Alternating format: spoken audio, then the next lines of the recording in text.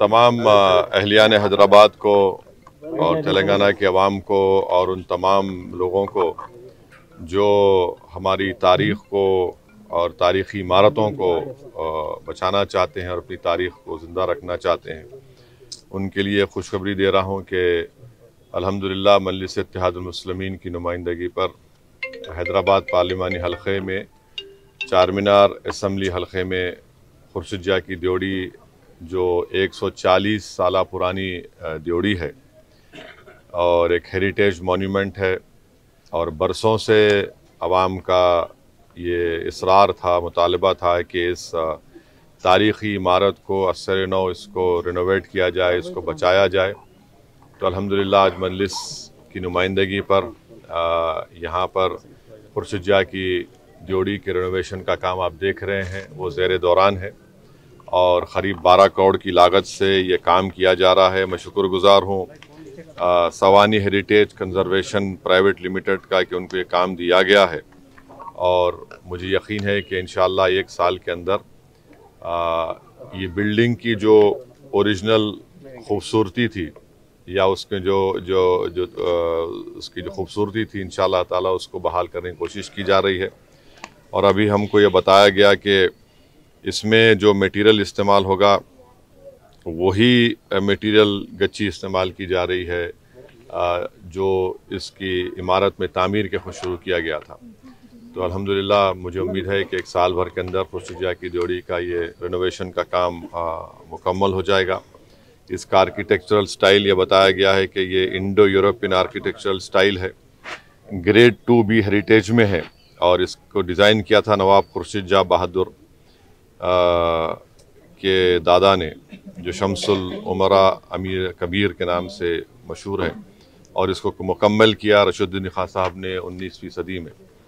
वैसे ही मैं बताना चाहूँगा गुलजार हाउस का रिनोवेशन हुआ मजलिस की नुमाइंदगी पर और जो पत्थरगट्टी में कमाने हैं उसका रिनोवेशन हुआ और ख़ास तौर से उसमें हमारे उस वक्त के रुकन असम्बली और मौजूदा रुकन बल्दिया की बड़ी मेहनत रही।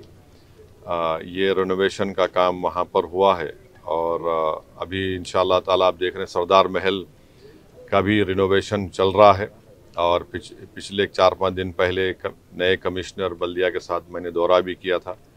तो ये हमारी कोशिश यही है कि इस हेरिटेज जो हमारे हैदराबाद का है उसको बचाया जाए, उसको अच्छा किया जाए और इंशाअल्लाह ताला इससे टूरिज़म में इजाफ़ा होगा और सबसे बड़ी बात यह है कि हम अपनी तारीख़ी इमारतों की हिफाजत करेंगे। तो ये मजलिस इत्तेहादुल मुस्लिमीन तरफ से कोशिशें की जा रही हैं। मैं अवाम नास को ये बताना ज़रूरी समझता हूँ। अभी मैं जजमेंट पढ़ा नहीं मैडम, जजमेंट पढ़ के ही बोल सकता हूँ मैं। सर, स्टेट गवर्नमेंट कल परसों से सब्सिडी सिलेंडर देने को जा रही है, 40 लाख आदमी को ही देने वाली बात कर रहे हैं सर, इसके बारे में आपका क्या? नहीं, भी गवर्नमेंट की तरफ से स्टेटमेंट जब आएगा तो उस पर भी कोई तबसरा कर सकूँगा मैं। अब आप बोल रहे नहीं मालूम मेरे को, मगर पहले ये बताया गया था कि जो भी गरीब है उनको दिया जाएगा और या फिर जिसके पास रेशन कार्ड है उनको दिया जाएगा। तो नहीं मालूम, देखना पड़ेगा क्योंकि हमारी कोशिश ये है कि और हम भी यही चाहेंगे कि जितने गरीब अफराद हैं उनको ये गैस के सिलेंडर की स्कीम में उनको फ़ायदा मिले और बरखी में इलेक्ट्रिसिटी में 200 यूनिट्स की स्कीम में उनको फ़ायदा मिले क्योंकि ये गरीबों के लिए बहुत ज़रूरी चीज़ है।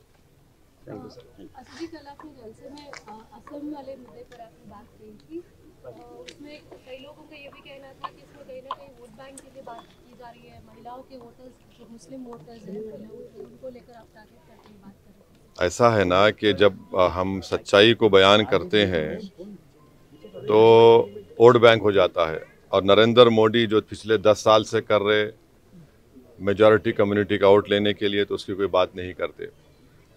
आसाम में जो क़ानून को आसाम के मुख्यमंत्री और बीजेपी की सरकार ने ख़त्म किया है वो भी रात के 12 बजे वो क़ानून ख़त्म करे जो 90 साल पुराना क़ानून है। उस क़ानून के तहत आसाम के मुसलमानों की शादी वहाँ के रजिस्ट्रार या क़ाज़ी के तहत होती थी और उसके बाद उनको निकाहनामा का सर्टिफिकेट मिलता था। अब उन्होंने क्या काम किया कि उसको सिस्टम को बर्खास्त कर दिया। अब मुसलमानों की शादी तो निकाह से होती है ना, तो स्पेशल मैरिज एक्ट में निकाह का प्रोविज़न है क्या, बताइए मेरे को। भाई मेरा रिलीजियस ड्यूटी है, मैं अपने रिलीजन के लिहाज से शादी करूंगा ना। स्पेशल मैरिज एक्ट में तो रिलीजन नहीं है, वो तो एक न्यूट्रल सेकुलर लॉ है। तो अब निकाह का आप उसमें कॉन्सेप्ट निकाल दिए, नंबर 1। दूसरा, मुसलमानों में जब शादी होती तो दूल्हे की तरफ से उसकी होने वाली वाइफ को, दुल्हन को महर देना पड़ता। महर मुअज्जल माने फौरन दे देना, उसका जिक्र होता उसमें कि इतने महर इतना दिए, या बाद में देंगे तो उसका भी जिक्र होता। अब आप बताइए, ये वो भी निकाल दिया अब आप, तो इससे महिलाओं का नुकसान होगा नहीं होगा? और इस्लाम में महर देना फंडामेंटल है, ज़रूरी है। अब उसी को गायब कर दिए। अब वोट बैंक पॉलिटिक्स कैसा हो बताइए मैडम मेरे को। आप महिलाओं को जो राइट है महर का, जो किसी रिलीजन में नहीं है, आप उससे उनको महरूम कर दे रहे। आप चलिए समझो, आपको बोलेंगे वाला उसमें उसका निकाल दिए। अब आप ये बताइए कि स्पेशल मैरिज एक्ट में क्या करना है मेरे को। और स्पेशल मैरिज एक्ट का आपको मैं बता रहा हूं, स्पेशल मैरिज एक्ट में अगर आपको रजिस्टर होती है शादी, तो इनहेरिटेंस भी नहीं मिलेगा मुस्लिम पर्सनल लॉ के तहत। ये स्पेशल मैरिज एक्ट का मामला है। तो ये मकसद क्या है कि मुसलमानों को उनके रिलीजन से दूर कर दिया जाए, उनके रिलीजियस प्रैक्टिसेस से दूर कर दिया जाए। मेरा निकाह मैं नहीं करूंगा, स्पेशल मैरिज में कैसा करूंगा बताइए। और फिर उस बच्ची का क्या होगा, उसको महर नहीं मिलेगा। तो महर एक फंडामेंटल कंपोनेंट है मुस्लिम मैरिज में, और वो होता भी नहीं उसके बगैर। अब दूसरी बात यह है कि आसाम में जो मुसलमान है 51%, 51% मुसलमान, आसाम के 20% सबसे गरीब लोगों में शुमार होते। आप उनकी गरीबी दूर करने के लिए क्या कर रहे बताओ। आप ही तो, आपकी सरकार है ना। और वही परसेंटेज आप देख लो नॉन मुस्लिम में कम है। गरीबी जिसमें ज्यादा है वो मुसलमानों में, आप उनकी मदद नहीं कर रहे। और इसी चौथी बात यह है कि भारत सरकार का डेटा है, 12 लाख बच्चियों की या बच्चों की चाइल्ड मैरिज हुई। कितने मुसलमानों की बताओ। मैं चैलेंज कर रहा हूं आरएसएस, बीजेपी, विश्व हिंदू परिषद और वहां के हेमंत बिस्वा शर्मा को, बताओ 84% नॉन मुस्लिम की हुई चाइल्ड मैरिज, 11% मुसलमान उसमें है। मगर आप बाजा बजा रहे, हमारा बदनाम कर रहे पूरे देश में। चाइल्ड मैरिज सब में हो रही। पांचवी बात यह है कि फीमेल फीटिसाइड और इन्फेंटिसाइड आसाम में बहुत बड़ा प्रॉब्लम है। आसाम के मुख्यमंत्री को यह जवाब देना पड़ेगा, क्या यह बात सच नहीं है कि अगर 1000 बच्चे पैदा होते तो 923 बच्चियां पैदा होते। इसको रोकने के लिए क्या कर रहे आप। और 2036 माने 2036 में वहां पर मर्द ज्यादा रहेंगे, महिला कम रहेंगे। अब इसका जिम्मेदार कौन रहेगा, यह भी आप डाल देंगे मुसलमानों के गले में। और आखिरी बात यह है, यह कानूनी बात आपसे कर रहा हूं कि अगर चाइल्ड मैरिज होती है तो वो वाइडेबल है, वाइड नहीं होती शादी, ये कानून है। तो किसके कान में फूल लगा रहे बीजेपी आरएसएस वाले। और ये क्या बात है कि आप एक्सेप्शन दे रहे हो उसको, ट्राइबल्स को। क्यों देंगे एक्सेप्शन ट्राइबल्स को आप एक्सेप्शन दे रहे हैं।